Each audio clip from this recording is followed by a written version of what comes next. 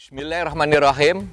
Saudara-saudaraku yang saya cintai dan saya muliakan, kita semua tahu bahwa salah satu benda yang sangat mempunyai peran dan peranan penting dalam kehidupan kita di muka bumi ini adalah air.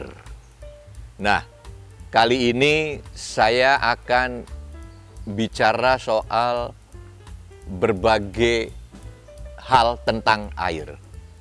Yang pertama, air itu mendominasi bumi, di mana bumi, satu gelondong bumi itu 2/3-nya adalah air, yaitu air laut.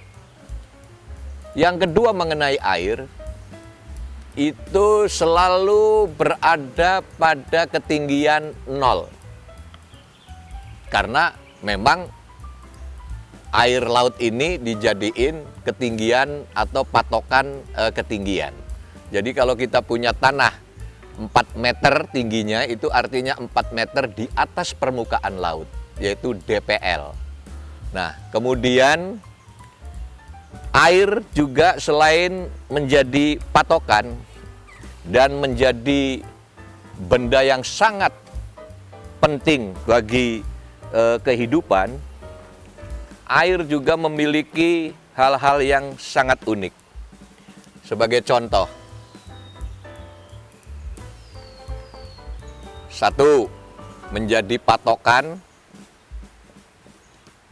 ketinggian, yaitu yang istilahnya adalah DPL, di atas permukaan air laut. Yang kedua, pH-nya air juga pas di angka 7, yang artinya ini tidak asam dan tidak basah. Tidak asam dan tidak basah. Yang ketiga, dominasi permukaan bumi.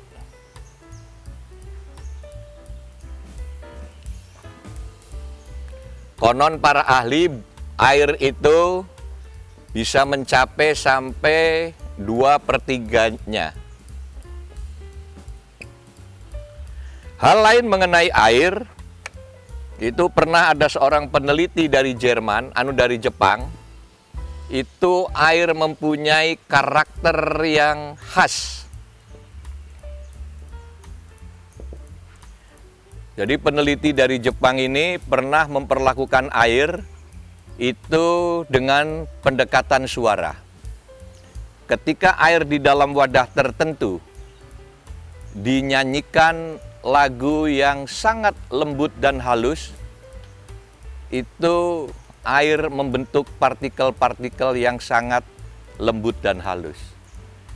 Dan ketika peneliti ini melakukan tindakan yang kasar terhadap air, yaitu dengan cara membentak-bentak, gebrak-gebrak, maka kristal-kristal air pun bentuknya menjadi berubah.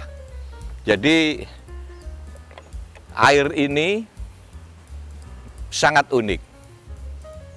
Dan oleh Tuhan, air ini jangan dikira bahwa air itu hanya bisa bergerak dari ketinggian ke kerendahan, atau dari permukaan yang lebih tinggi ke permukaan yang lebih rendah.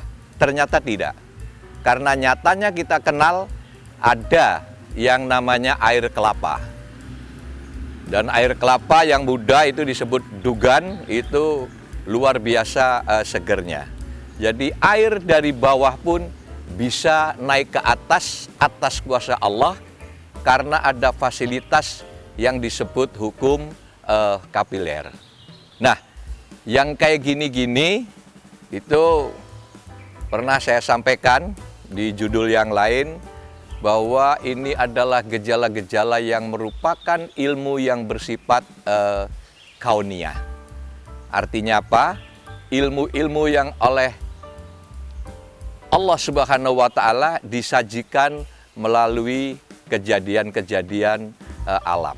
Jadi yang kelima adalah air itu bisa turun dan bisa naik. Turun dari permukaan yang lebih tinggi ke permukaan yang lebih rendah, naik dari permukaan yang lebih rendah ke permukaan yang lebih tinggi dengan bantuan hukum kapiler. Jadi saya ulangi, air ini ada beberapa keunikan. Yang pertama, menjadi patokan dari ketinggian dengan singkatan di atas permukaan laut. Artinya air laut dianggap 0 ketinggiannya. Yang kedua, pH-nya air ini pas 7, tidak asam dan tidak basah. Yang ketiga, air keberadaannya mendominasi permukaan bumi yang kira-kira persentasinya sekitar 2/3-nya. Daratan sepertiganya. Yang keempat, air memiliki karakter yang unik ketika diperlakukan secara lembut atau secara kasar, itu hubungannya dengan kristal-kristal yang terbentuk seperti yang saya jelaskan tadi. Yang kelima, air selain bisa turun, dia juga bisa naik dengan bantuan hukum tertentu yang disebut hukum kapiler. Dan yang keenam, yang tidak kalah pentingnya adalah air ini merupakan suatu sumber kehidupan bagi makhluk. Manusia, tumbuh-tumbuhan, hewan, semuanya membutuhkan air. Itu yang bisa saya sampaikan mengenai hebatnya karunia Allah yang bernama air. Makanya di dalam bulan Ramadan kami sampaikan beberapa pengkajian soal Islam. Itu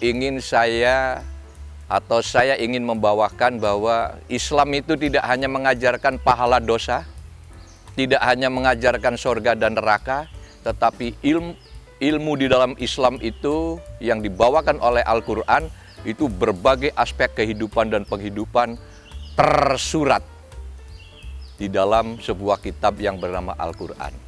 Air merupakan sebuah pemberian Allah yang sangat mempunyai nilai yang tinggi. Sekian, terima kasih.